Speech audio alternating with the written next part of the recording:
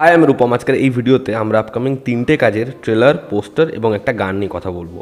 প্রথমে আমরা কথা বলবো অতি উত্তমের গান বন্ধু ভাবি নিয়ে, যেটা গতকাল ড্রপ করা হয়েছে। এই গানটা গেয়েছে উপল, আর গানটার মিউজিক করেছে সানাই এবং গানটার লিরিক্স লিখেছে সৃজিত মুখার্জি নিজে। তো কেমন লাগলো এই গানটা? এই গানটার না একটা স্পেশাল ফ্যাক্টর রয়েছে, সেটা কি সেটাতে আমি আসছি। তবে এই গানটা যেহেতু উপল গেয়েছে, আমি গানটা নিয়ে খুব এক্সাইটেড ছিলাম। চন্দ্রবিন্দুর এই পুরো দলেরই এক প্রকার ভক্ত আমি। এবার এই গানটা যেহেতু উপল গেয়েছে, গানটার মধ্যে একটা অদ্ভুত মায়া আছে। তুমি গানটা শুনবে যখন, গানটা খুব একটা ভালো লাগার গান, কিন্তু একটা নোটে গিয়ে না একটু হলেও ইমোশনাল করে দেয়। এবং এই গানটা যেটা স্পেশাল ফ্যাক্টর হলো, এই গানটার মধ্যে লাইনে বহু এমন নাম রয়েছে যে নামগুলো হচ্ছে উত্তম কুমারের ছবির নাম। এটা আমি জানতাম না, এবং কালকে যখন শুনলাম দেখলাম একটা নাম হয়েছে, এটা কাকতালীয় হতে পারে, কিন্তু এতগুলো নাম, 5, 6টা 7টা নাম। তো তারপরে আমি দেখলাম যে হ্যাঁ, ছবির মধ্যে অনেকগুলো নাম রয়েছে, এই লিরিক্সের মধ্যে অনেকগুলো নাম রয়েছে যেগুলো উত্তম কুমারের ছবির নাম, এবং সেটাই গানটাকে আরও বেশি ভালো বানায়। কোন কোন সেই নাম আমি নোট করেও রেখেছি। আর এমনভাবে কিন্তু নামগুলো আসে না যে খুব জোর করে অ্যাড করা, মানে তুমি যদি নামগুলো না জানো তুমি ফ্লোতে বেরিয়েই যাবে পুরো শুনে, কিন্তু জানলে ভালো লাগবে। যেমন হচ্ছে রাজা সাহেব, উপহার, দেওয়া নেওয়া, চাওয়া পাওয়া, রাজকুমারী, আর কায়াহীনের কাহিনী, চিরদিনের। এবার হয়তো আরও 2-1টা নাম বাড়তেও পারে। ঠিক আছে, আমি যে কটা জানতাম আমার সেগুলো একবার দুবার শুনেই বুঝতে পেরে গেছি আমি। তারপরে আমি দেখলাম যেমন চিরদিনেরটা, সেটা নিয়ে আমি একটু কনফিউজ ছিলাম। তো যাই হোক, আমি সেগুলো নিয়ে দেখে নিয়েছি। এবার হয়তো আরও নাম থাকতে পারে যেগুলো আমি ধরতে পারিনি। তোমরা ধরতে পারলে কমেন্টে অবশ্যই লিখো। এবার এই গানটার লিরিক্সটা এত সুন্দর, এত মজার, তার সাথে এত সুন্দর করে গানটা গেয়েছে, এবং সানাই আর সৃজিত মুখার্জির কম্বিনেশন খুব ভালো হয়। এক্স ইকুয়ালস টু প্রেমে প্রত্যেকটা গান খুব ভালো ছিল, এবং এই ছবিরও গানগুলো খুব ভালো। মানে সেই গানগুলোর মধ্যে কিন্তু এমন নয় যে একই জোনের সবকটা গান।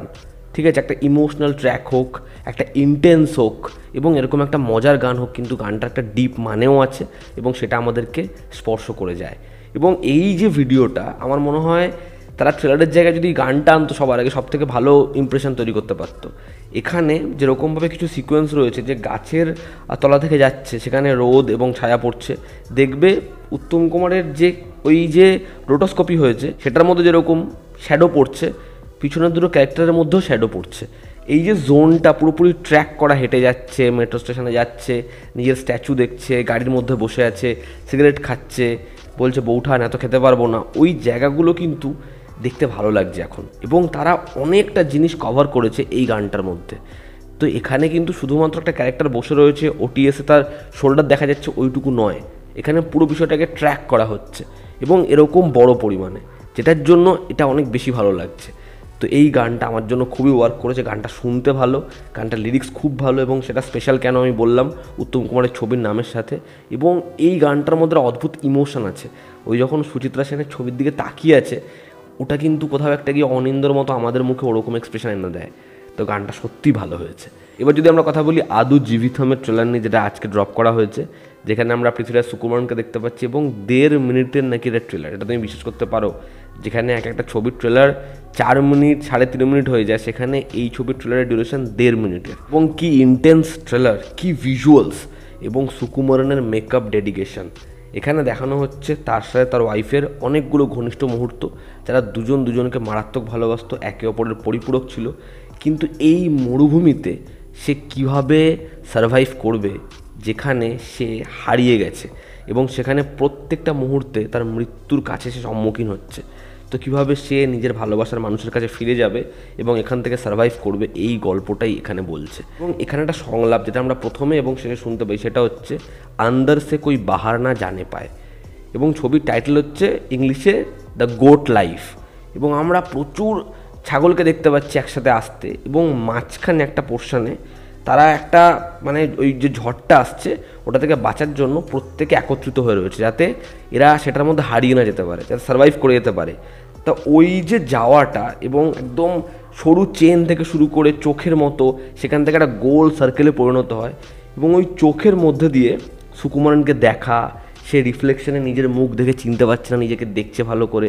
ওই যে একদম এক্সট্রিম হোয়াইট ফ্রেম, যেখানে মরুভূমি দিয়ে সে যাচ্ছে, সে ছুটছে, ওই ঝড়টা আসছে, একদম তার পাশেই ঠিক সে আন্ডার ওয়াটার সিকোয়েন্সটা, প্রত্যেকটা সিকোয়েন্স এরকম ভিজুয়ালস আমাদেরকে প্রোভাইড করছে, যেটা জাস্ট সেরা। এখানে এআর রহমানের যে স্কোরটা আমরা শুনতে পাই, জাস্ট স্পাইন চিলিং। ব্যাপক লাগছে যেরকম দেখতে সেরকম শুনতে, এবং সুকুমারানের ডেডিকেশন, মানে পৃথ্বীরাজ সুকুমারান বড়ে মিয়া ছোটে মিয়ার মতো ছবি করছে, তার পাশাপাশি এরকম একটা কাজ করছে, আবার সে লুসিফার 2 বানাচ্ছে, মানে এই লোকটা কি করতে পারে না, দারুণ দারুণ, একে বলে সিনেমা। আমি ট্রেলারটা দেখলাম, এর যা লুক অ্যান্ড ফিল, এর যেরকম ডায়ালগ ডেলিভারি, যেরকম ভিজুয়ালস, ব্যাপক কিছু হতে চলেছে এই সার্ভাইভাল থ্রিলার। আমি এই ছবিটার জন্য খুব এক্সাইটেড, দেখার এই ছবিটা হিন্দিতে বড় প্রমোশনের সাথে আসে কি না। এবার আমরা যদি কথা বলি প্রভাসের ছবি কালকি 2898 এডি, তার যে ক্যারেক্টার পোস্টার সেটা নিয়ে, তার নাম হচ্ছে ভৈরবা। এই যে ভৈরব, এই নামটা মহাদেবের আরও এক নাম, মহাদেবের তো অনেক নাম আছে, সেই নামের আরও এক অংশ হচ্ছে এই নামটা। এবং আমরা যদি এখানে প্রভাসের লুকটা দেখি, তার যেরকম ধরনের গগলস সে পরে রয়েছে, যেরকম হুডি সে পরে রয়েছে, যেরকম ধরনের কস্টিউম, তার হাতে যেরকম ধরনের সিম্বল আঁকা, সেটার মধ্যে না একটা ওই রাগেড ফিল রয়েছে, এবং সেটা ব্রাউন থেকে ব্ল্যাক কালারের, সেটাই প্রভাসকে দেখতে খুব ভালো লাগছে। এবং ব্যাকগ্রাউন্ড যেরকম একটা ফ্যাক্টরির মধ্যে, তো দেখার ফিউচারিস্টিক টাইম লাইনটাকে কীভাবে এরা জাস্টিফাই করে। তবে এই পোস্টারটা ডেফিনেটলি ভালো, ঠিক আছে। একদম প্রথমের যে পোস্টার এবং এখনকার যে পোস্টার, সেটার মধ্যে একটা অনেক বড় রেঞ্জের পার্থক্য রয়েছে। এবার এই যে লুকগুলো তারা ডিজাইন করেছে, সেটা এমন না সেটা খেলো হয়ে গেছে, গান পাতে যেমন হয়েছিল। এখানে কিন্তু এই লুকগুলোর মধ্যে তারা রিসার্চ করেছে, সেটা দেখতে ভালো লাগছে, দেখলে বোঝা যাচ্ছে এর পিছনে একটা খাটনি আছে।